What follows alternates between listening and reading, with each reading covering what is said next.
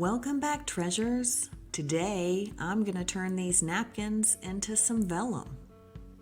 All right, step one is going to be remove the 2 plies of paper from each other.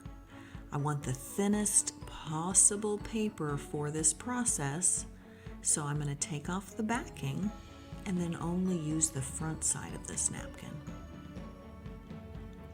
I'm being very careful to make sure not to rip it at all. Once that's done, I'm going to use Mod Podge and gently spread it out over one side of the napkin. I'm trying not to create wrinkles and not to rip the napkin. If I do rip it a little, I can just use some Mod Podge to try to glue it back together, and it will eventually kind of stick back together in this process. So I'm going to Mod Podge the whole entire thing, and this first stage of Mod Podge is the hardest. Your paper wants to roll up on itself, and it's very thin, and so it really does kind of want to rip and tear. You have to be very careful.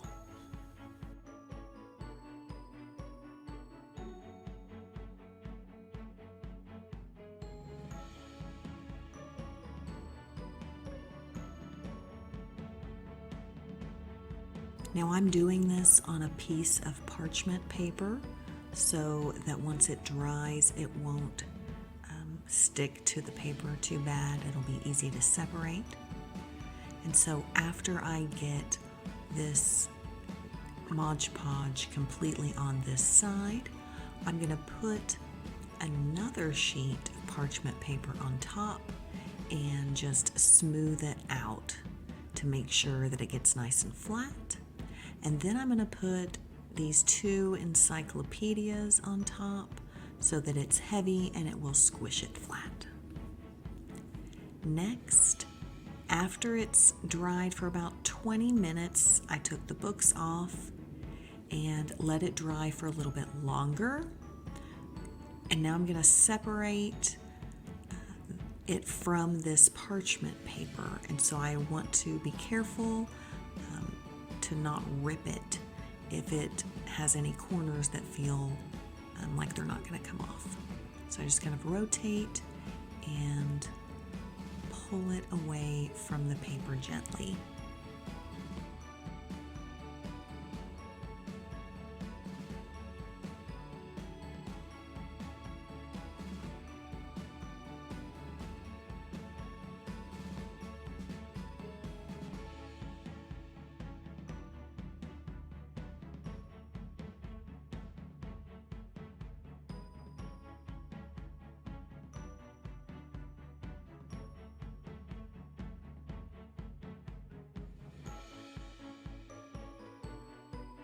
Now the middle part of this still was a little bit tacky, so I did go ahead and let it dry before this step of applying Mod Podge to the other side of the napkin. So the first time I did the front side, and now that the front is fully dry, I'm doing the back side.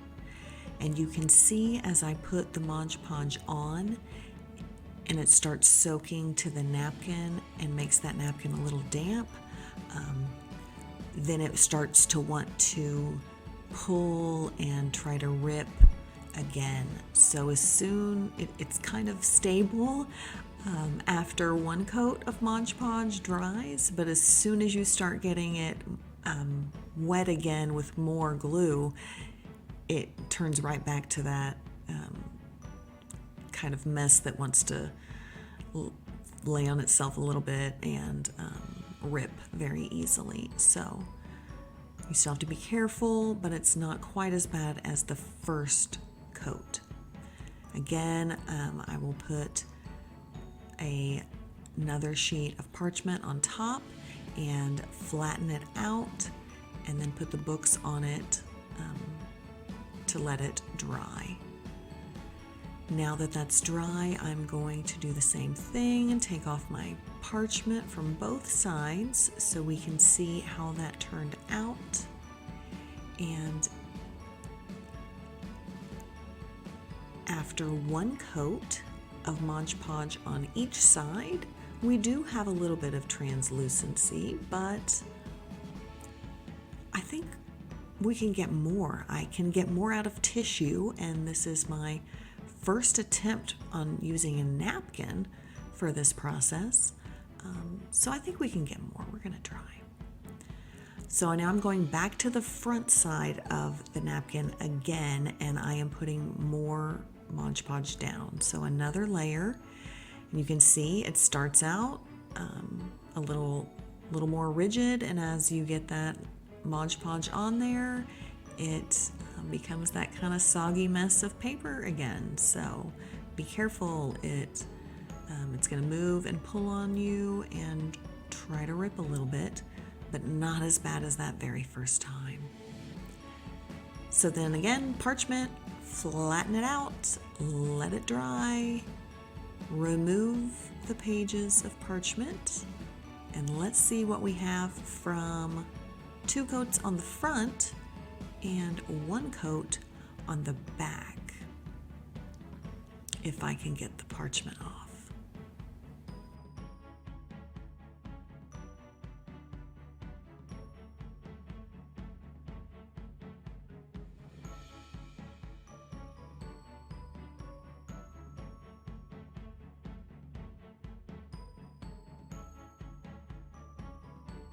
Here we go. That back still looks pretty hazy though, so I'm gonna do another coat on the back side. Same process, same kind of result. As soon as the glue starts soaking into the napkin, it becomes harder to work with, so work fast. But not so fast that you rip the napkin.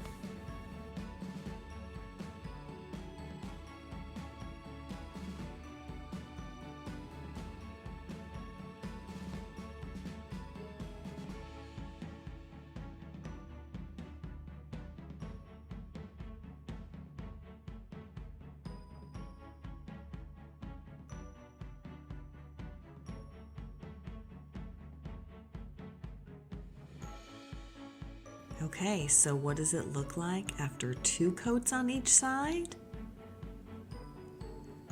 I don't think it looks that much different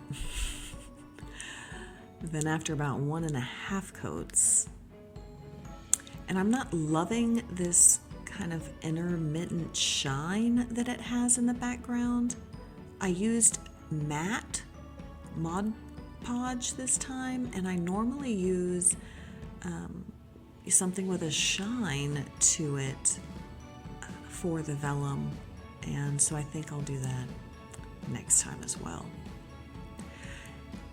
I could leave this just like it is, just in this one sheet, but I kind of want to cut it into some shamrocks. So I'm going to make my own little pattern, because you can see that a shamrock is really just a heart shape, kind of next to each other. So I'm going to cut a heart shape a little bigger than the biggest shamrock on the paper, and then I'm going to use that to rotate around and trace a shamrock shape onto this vellum so that I can cut out some little shamrocks.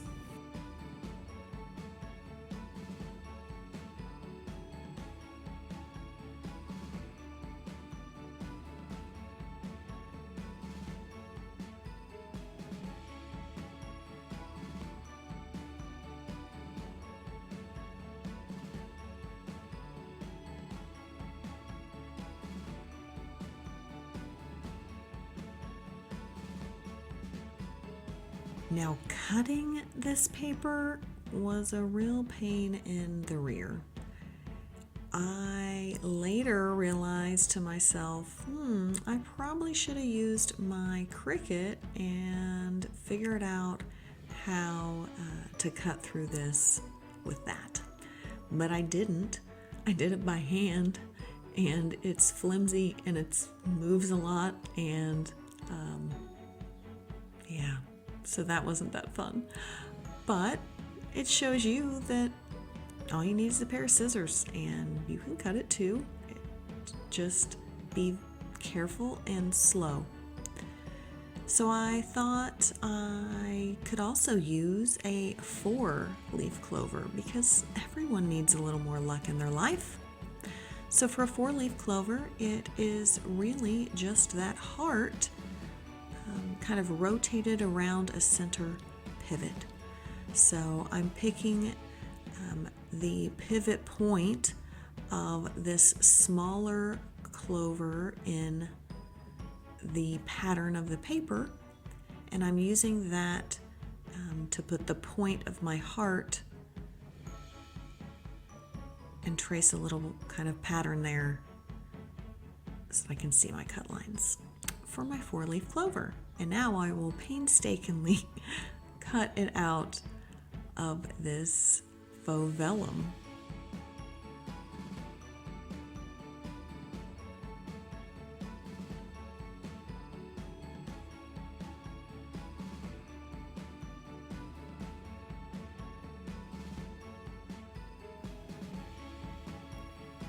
If you're not yet a subscriber, be a treasure and hit that subscribe button below.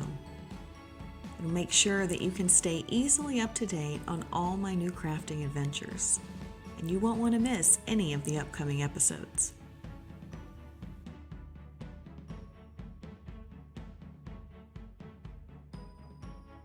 I kind of like this 2 different tones with the line straight down the middle for this lucky 4-leaf clover. I think I'm also going to cut out a clover just out of the pattern that's in the napkin itself. So I'll just quickly cut around this particular clover.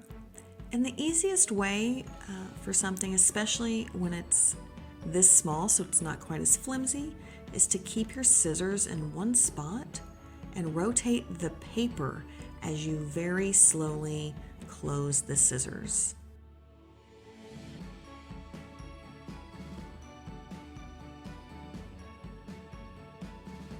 Thank you for watching today. I hope you enjoyed this video and how this turned out. Check back again for how I use these in my magical creature journal.